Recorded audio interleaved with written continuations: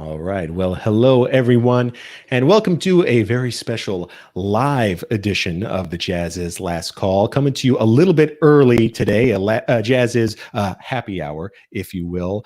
We are going to be chatting with saxophonist Joe Lovano on the show today, who has, Joe, he has a long, prolific tenure on Blue Note Records and who is now a recording artist for ECM Records, including on this new album by pianist Marcin Waleslewski. I encourage you to go check it out. Anyway, he will be appearing at the Village Vanguard this Friday at 7 p.m. and then again on Sunday at 2 p.m. with his fantastic Trio Fascination, featuring the bassist Ben Street and the drummer Andrew Cyril. He is here to be talking about that and a whole bunch of other stuff. He's backstage. It's happy hour. What do you say we catch around with saxophonist Joe Lovano? Joe, are you there? Thank you for asking, and I am here. Very cool, man. Well, thank you for being here, for joining us today on the happy hour. Certainly appreciate it. As our longtime viewers know, the first thing we do on this show is we raise a glass. And Joe, because I know you're a very health conscious guy, I've got a glass of fruit juice that I'll be drinking with you today. And we salute someone, something, some place, some idea with a toast. So Joe, who, what, where, when, why, how are we drinking to with this glass? Well, I'd like to toast all the folks, man, and the survivors and all the folks that we've lost recently, around the world through the pandemic. And I feel really strongly about how we represent ourselves, and we represent all of the people that inspire us through the years, Cheers to that, man. Cheers to that, including two giants we lost very recently, Freddie Cole and Johnny Mandel, who passed over the weekend. So, we'll raise a glass to them as well. Hey, let me remind people watching before we go any further, feel free to write us on Facebook, on YouTube, wherever you're watching. Say hello to Joe. Let him know where you're watching from. And if you have a question too, feel free to submit it. We can certainly get to it on air. All right, Joe. Hey, man, we are talking to you because you are about to appear at the Village Vanguard. You have a set this Friday at 7 p.m. and then again Sunday at 2 p.m. People watching, I don't know if you've seen these Village Vanguard performances, but they're amazing. They shoot them like concert videos, with the cameras up close and all over the place. Crystal clear video, great audio. Really great, very high quality. Yes. Going to do there. Absolutely. And so exciting to see you there. So I want to start here, Joe. Do you recall the first time you ever set foot in the Village Vanguard? Well, I moved to New York in the mid 70s. And I think Dexter Gordon was the first master preacher, musician, personality that I heard live at the Vanguard.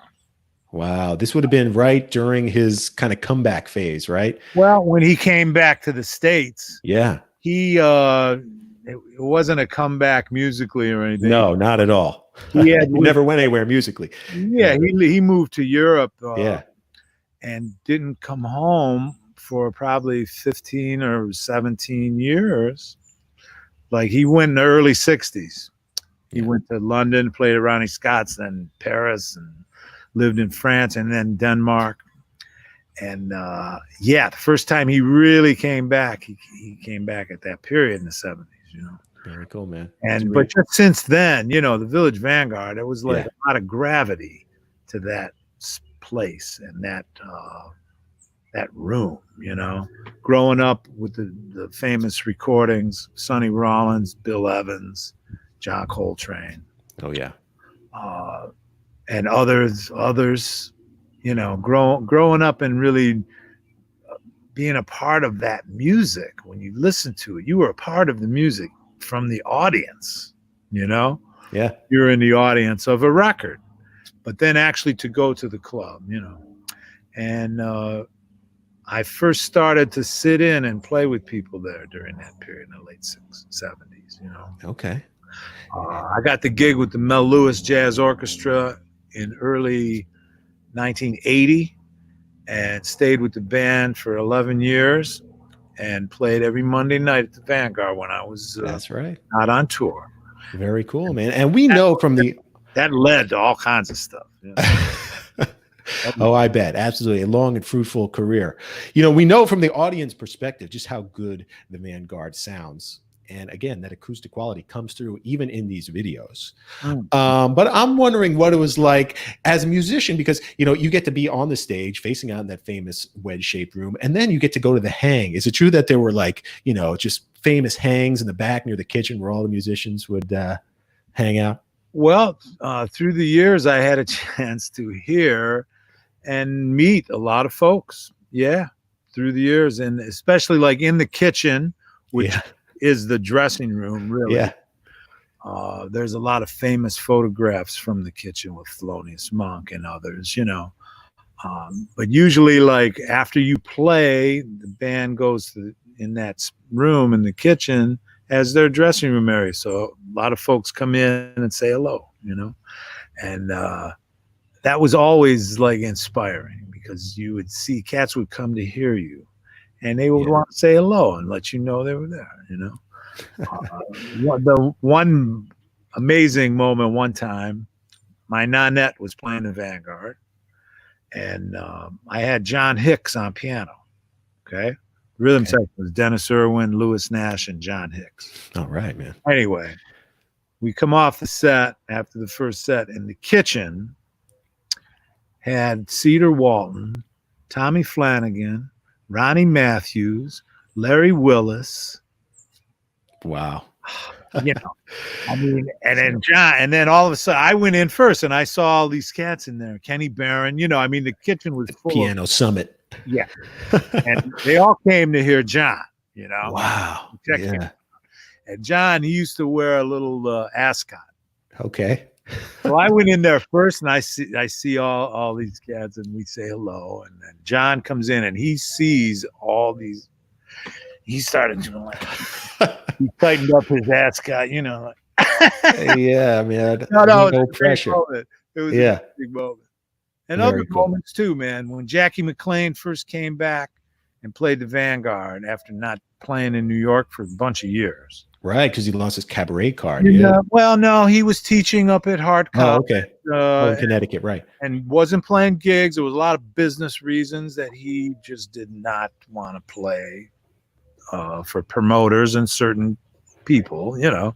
Anyway, Max Gordon got him to come, and he came with a lot of his students who are now some of the leading players on the scene, you know. This was in the mid-'80s. And I went opening night to hear Jackie, man, to be in a room with him, and to hear his sound and the vibrations in that room. And Ornette Coleman came and was standing by the telephone to say hello to Jackie and to hear Jackie. And that was a beautiful moment, man, to be in the club and to dig Ornette coming to hear Jackie. You know, so a lot of magic happened in that club, and for everybody, I think, just I'm sure. Years. 1935, Max opened Max that Gordon, door. yeah. But jazz, like we know it, wasn't until 56 or 7. Like Bird never played the Vanguard. That's right. It had been a different kind of a cabaret and right. High society and different beatnik period. It had they'd have poets and stuff. Yeah, a lot of poets, and it was just an amazing space. And then, you know, the Sonny Rollins Trio is the first live recording there, and I think that could have been 57 or something. You know, so since that time, it's like taken off, become a jazz mecca, man. You will be performing there with Trio Fascination. And so is this the latest with Ben Street, the great Ben Street, and Andrew Cyrille on drums? So what a trio. Oh, incredible. And Andrew played the room with so many people, man, from the 60s. Exactly. 60s. You know. And he brings that energy, you know, that lineage. So would this be considered the latest edition of the group that you started? Would it be for that first album, edition 1, back in, what was it, 97? That was my first Trio Fascination release, and it was with the great Dave Holland and amazing Elvin Jones. Yeah. And during that period, my working trio was Cameron Brown, Idris Muhammad. Okay. And we stayed together for 4 or 5 years, touring internationally, and we played the Vanguard a number of times. And this is the latest Trio Fascination project, and I call it that because this is my trio that I really present with bass and drums. Right. My current working trio is Trio Tapestry. Right. With You have Marilyn. a great ECM album out right now. That's been out this last year with Marilyn Crispell on piano. It was fantastic. And Carmen Castaldi on drums, who's someone I grew up playing with. Is from Cleveland as well. Very cool, man. Yeah, I'm so curious about what it was like for you to play with Elvin Jones. Just knowing how big of a fan you are of Coltrane, to have that direct link, you know, here in this band. What did he bring to the table musically for you? You know what, man? Like 1975, before I moved to New York, in Cleveland, there was a club called the Smiling Dog Saloon. Okay. That a lot of folks played between, 1970, 71, and 76, something like that. That period it was going on. And Weather Report played one of their first gigs there. Herbie played with the Headhunters and Wandishi and Keith Jarrett Quartet with Dewey, a lot of folks. Anyway, Elvin played, and I was in a band playing opposite him, like a local group. And Steve Grossman was playing with Elvin at the time. Okay. Dave Liedman had just split and was starting his own groups, and Elvin had Roland Prince on guitar. I don't know if you remember that certain period. There was some recordings. Yeah. Milton Suggs on bass. Anyway, Elvin was there. We met. He heard me, and then we hanging out, and I asked him if I could sit in, and he invited me to play. So that was the first time we played. Wow. I sat in maybe 3 nights that week. Then I moved to New York.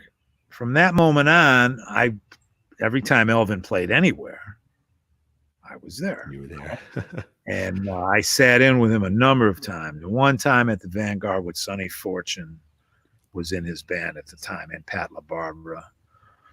I sat in with him at the Vanguard, and anyway, we had a relationship. Yeah. In 1987, he called me to tour with him in Europe, and it was a 9-week tour that Sonny Fortune couldn't make. He had some other commitments, Okay. So I flew to London. We played Ronnie Scott's for 2 weeks, and then toured Europe for another 7 weeks. Wow. And one-nighters everywhere. Elvin had his own drum. He brought his drums. It was like. And as a tenor player, what is it like to play, under that beat? Well, Elvin's a whole orchestra. Exactly. He's not a drummer. Yeah. He's he's an orchestra. He plays with that kind of orchestration in his flow. And of course, his concept about form and dynamics and structure, when you play together and not at the same time, the music goes all kinds of places. And in Elvin, in a 90-minute set, you play 3 tunes with Elvin. Right. The middle tune is a ballad. All right. But the ballad is the heart of the set. And I've seen him not be happy with cats playing on a ballad, and they were gone. Wow. Just because they'd be too busy? Well, whatever, they weren't telling. Whatever the reason. They weren't playing with the beauty and the story that he thought that was possible to be. Okay. Cats are playing technique all the time. Right. When you're playing and you're bashing and you're hitting on some things, a lot of things could go. Right. Yeah. But then when you're playing a ballad and it's really quiet and there's a mood. Right. That was some magic. That was, right. And that's something special.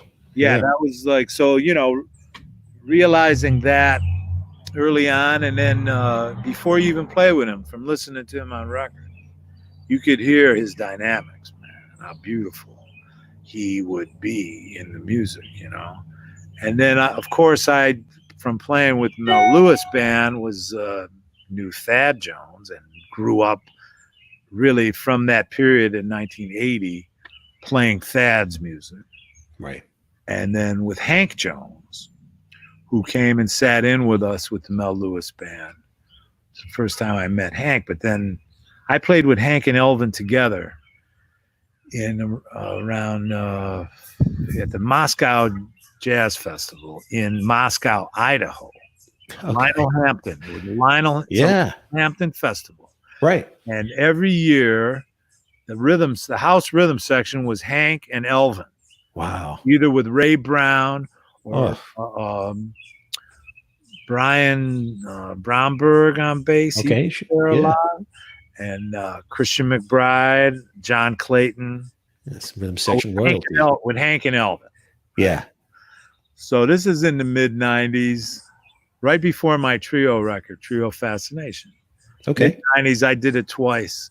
Once with Roy Hargrove and I as guests, and once with Benny Golson, which was amazing to play with Benny Golson with Elvin and Hank, Yeah. Also with Roy too, man. It was beautiful. So this is like 95 or 6, and that's when I hooked up with Elvin for him. I hit on him to play on my record because I had a Blue Note deal, and you had been building this relationship with him.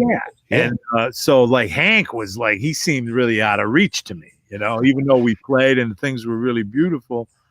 I was with Elvin because we were tight. I played There's a connection there. Yeah, I was in his band 10 years before. Yeah. So then about a couple weeks after that gig, Hank called me to play with him at Birdland for a week. And that's how I hooked up with Hank. And then Hank and I did 4 records for Blue Note in the mid-2000s, Anyway, but it all kind of comes back to the Vanguard in a lot of ways for me. It totally does, man. And you earlier on mentioned one of the definitive live from the Vanguard recordings, which was the Sonny Rollins, live the Village Vanguard recording, a cordless trio, just like you will be appearing in this weekend. So you, drums and bass. What do you like about that particular format and kind of the lack of the chordal instrument? What does it allow you to do?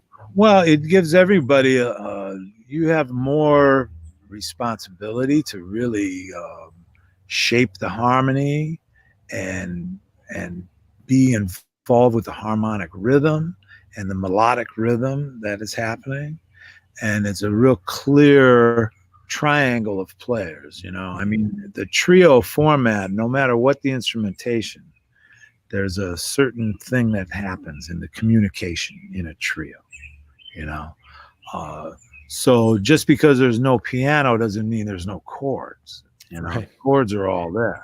A cordless trio is kind of a misnomer. Yeah, it's in your head, and if you're playing on harmonic music that is moving, you're shaping melodies within the harmony, and there's a lot of things that are happening, And in this particular sense, with an Andrew Cyril on drums, one of the most musical musicians on any instrument, as a soloist, and his ideas that flow so freely within the forms of what you're doing, the dynamics and the superimposing different counter rhythms inside the rhythm, Yeah. And also the way Ben plays. Ben Street is a real solid bass player, Yeah. He's the kind of bass player that gives a lot of gravity and a lot of grounding, Yeah, but can be very fluid too. It's not too rigid that you feel that you're.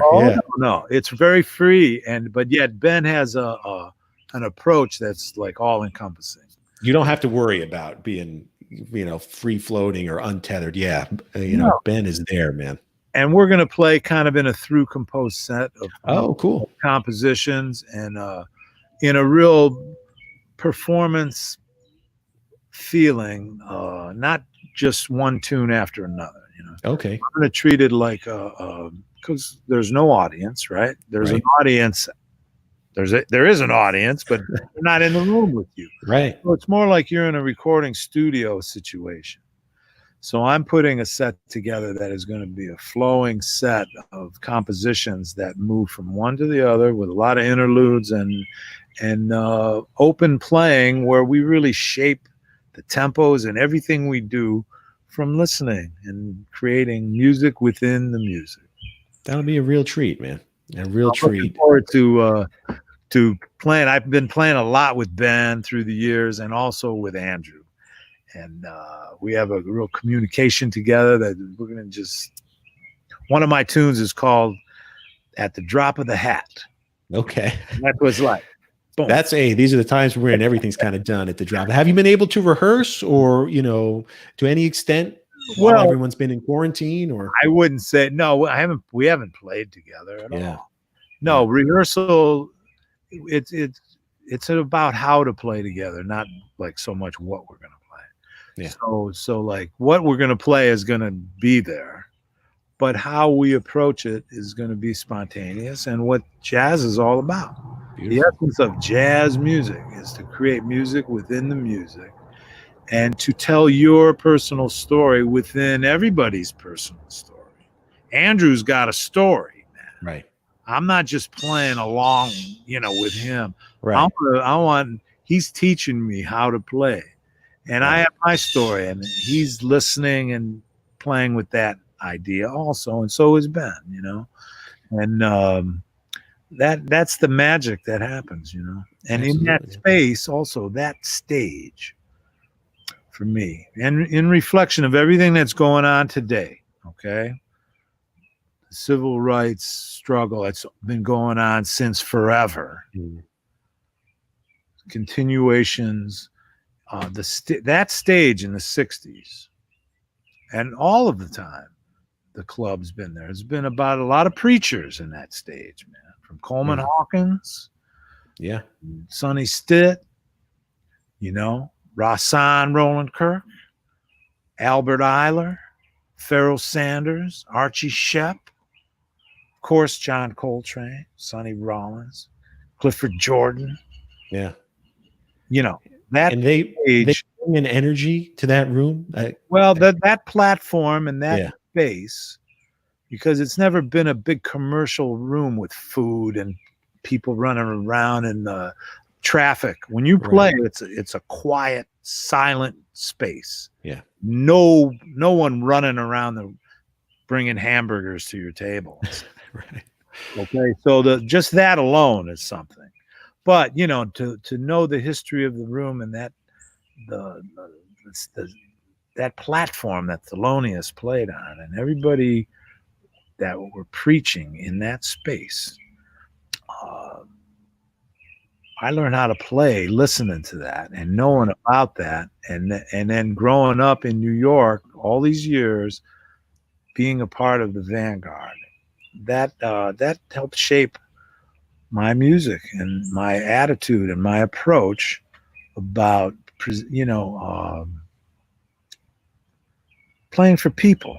It's a congregation, when Mingus, it feels like that. Yes. When Mingus played in that room, the band and the audience, it was like a congregation of folks, Yep. And you talk about the church and where the music came from, and that's what that's about. And absolutely, something about that room taps back into that religious experience of this music, man. Completely a spiritual thing, Yeah. And especially during these times, with all the stuff going on, this is going to be, I don't want to just come in there and play the way we would play anywhere else. That space and the meaning of the moment is important when you play. You have to have a meaning to play, not just I wrote this tune and let's rehearse it 1,000 times and try to play it perfect. You know what I mean? Right. It'd be 2 notes. Right. I'm trying to write a 3-4 note tune. That has purpose. Yeah, that has a meaning and a purpose. Yeah. And when you play and explore that, ideas come and things happen. Very cool. Joe, man, instrument-wise, I mean, you have such a wide arsenal. What are you bringing to the Vanguard this time around? Is it just going to be sax, or I love your stuff with gongs. I love your flute work. What can we expect? To live in the woodwind family is amazing. Yeah. Deep study, and that's something that's been happening like since mid-March. My last gigs were at the new Keystone Corner in Baltimore, right, for Todd Barkin. the 13th and 14th of March. And since then, okay, we've been just in. And I've been like just playing a lot of different instruments every day. All kinds of woodwind instruments and percussion things. Nice. But for this gig, I think I'm going to mainly play tenor. Okay. Be my G mezzo soprano and the Terregato. And the Terregato, is that the Hungarian horn? That's Hungarian folk instrument. That's cool. Like in a soprano saxophone range, but it comes apart like a clarinet, and it's an open hole, like Albert system. The right hand is an Albert system clarinet, and the left hand is like a saxophone fingering. So it's a totally two different worlds in one. Cool, and it's a very, very beautiful instrument and has a lot of feeling and soul. And I'm gonna explore that horn on some things. Very nice. Joe, this was on top of mind only because I just finished the cover story for our July digital issue, which is on John Scofield. Oh, album on ECM with Steve Swallow. So that cover story will be up soon. People watching, you could check it out at jazziz.com. But I wanted to, he was one of your first,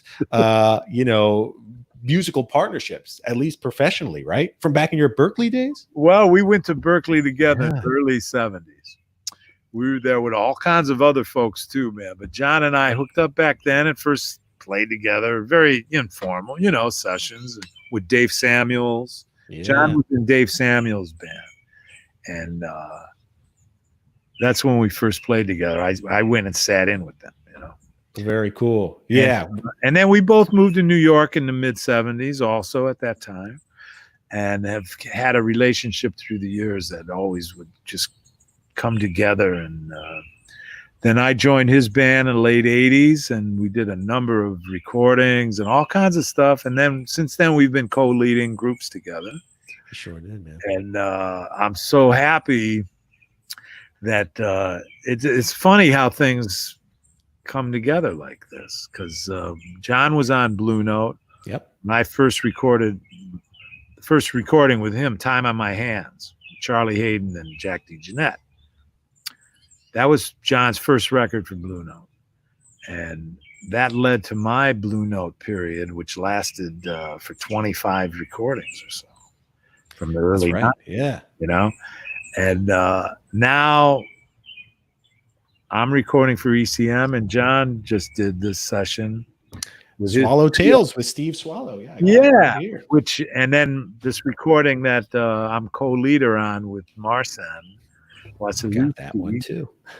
that just came out in the same period with John's, So that's a lot of things happen in the stars. The cosmos is beautiful, man, and the universe brings things together, Absolutely, man. And, I wanted to just wrap real quick at the end here with another amazing partnership that came out of Berklee, which was Esperanza Spalding, who you kind of identified as this incredible talent early on while she was at Berklee still, and you were teaching there, right? Well, I got I was awarded the Gary Burton Chair in Jazz Performance. My first day was 9/11. Wow. Okay? Berklee, wow. Anyway, I set up the program. Gary Burton called me about this to be the first recipient of this chair, right? An endowed chair for the school. Okay. And he let me really kind of structure what I was doing. He just wanted me to meet with as many students as possible. So I had a recital class with like a small group where we played and did all these things. Then I had two ensembles, one playing famous music, I called it, and one playing all originals by everybody. Okay, so Esperanza, she came somewhere around 2004 maybe, and there was an audition process to get into my ensembles and classes, which I didn't hold. Other people in the ensemble department held these auditions, and she was placed in one of my ensembles. Okay. And from the very first time we played together, man, she contributed some beautiful music melodically from the bass chair. and had a nice, beautiful sound and a way of playing, very young, that was total about the music, you know? So we started playing there at that time. And she graduated from the school and came to New York and then joined my band, Us Five. That's right. My double drummer configuration with Francisco Mela also on drums, who was teaching at Berkeley at the time. We had a trio. There was a Trio Fascination with Esperanza and Mela. That was edition 2, right? Well, we didn't do a recording. No, okay. We didn't record, but during that period, we went to Europe. I presented a Trio Fascination, and that was with Mela and Esperanza. And then that grew into the quintet with Otis Brown joined us on drums, Otis Brown III, and James Weidman on piano. And that became my working band for over 3 years or so as Esperanza was rising and then went into superstardom. Yeah. We did 3 records for Blue Note. That's right. Yeah, folk art and bird song. Yes. I mean, cross culture. Yeah. I mean, and you went back to her rookie season. I mean, you know, like you say, you were able to identify that X factor, something special that she absolutely possesses. And oh yeah, I played with her and some of her groups. Phenomenal. On a couple of her recordings, and Prince called her to open for him in LA. And she called me to make the gig, and it was with Terry Lynn Carrington and myself. Wow. And it was amazing to play 2 nights with opening for Prince. And then he played with us and invited us to his pad. We had a session. And wow. Well, that could be a whole nother. Oh, yeah. Because I'm sure you got stories. That was really fun. You know. Very cool. Very cool. Well, as we said, man, this gig at the Village Vanguard on Friday at 7 p.m. is with the latest edition of Trio Fascination. And I encourage people to check it out. It's happening over at villagevanguard.com. The production they put on is top notch. High def cameras. The audio quality is beautiful. They get in up close. And of course, the music is going to be amazing because it's going to be put on by Joe Lovano. So thanks for inviting me to share some thoughts with you guys. And thank you for what you're doing with Jazziz. And I hope some folks could tune in because especially if you've never been in the Vanguard, you're going to feel like you're in the club. 100%. And when things open up and you could travel to New York again and feel cool about everything and come down into that little sacred space. That's right. That's right. It's a $7 cover for online, which is as good a price as you're going to get at the Vanguard. You can pour yourself a drink, sit back, relax, watch Joe Lovano Trio Fascination. Hey, I just want to real quickly before we sign off, remind everybody watching, starting next week. So I guess that would be the 6th. We're going to be going entirely live, Joe, just like we're doing now at 8:30 p.m. Eastern time. You talked about improvisation, spontaneity. We're all about it too. So starting next week, the 6th, we're going all live at 8:30 p.m. on Facebook, on YouTube, happening in real time. Joe, this has been an absolute pleasure, man. Thank you so much for setting aside some time to chat with us. Yeah, Brian, thank you. And I'm going to be tuning in for sure. So I'll see you over there at the Vanguard. Solid. All right. Cheers, man. Yeah. So long, everybody. Easy. Bye.